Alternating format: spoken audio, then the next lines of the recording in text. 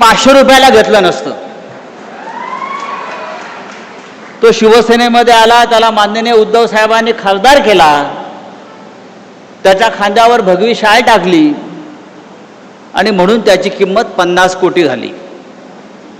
उद्याच्या निवडणुकीत 5 रुपये पण त्याची किंमत राहणार नाही, अशा पद्धतीनं ही निवडणूक होणार आहे. मला आश्चर्य वाटतं, उद्धव साहेब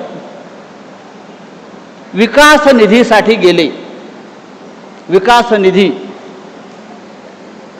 मला माझ्या मतदारसंघाचा विकास करायचा आहे. अरे कसला विकास करणार तुम्ही? 12 वर्षामध्ये नरेंद्र मोदी या देशाचा विकास करू शकला नाही.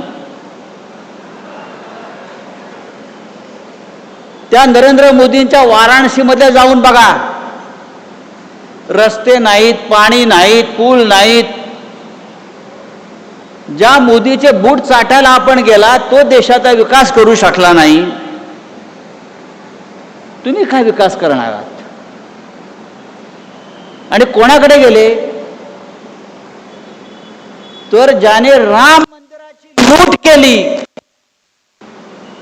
राम मंदिराच्या दानपेटीतले 2000 कोटी रुपये ज्या मोदीच्या लोकांनी चोरले,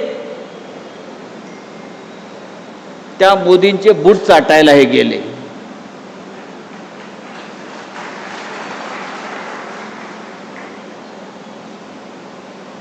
तर देशमुखला जाऊन सांगा,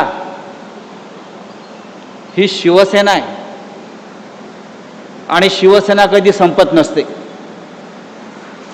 ठाकरे कधी संपत नसतात.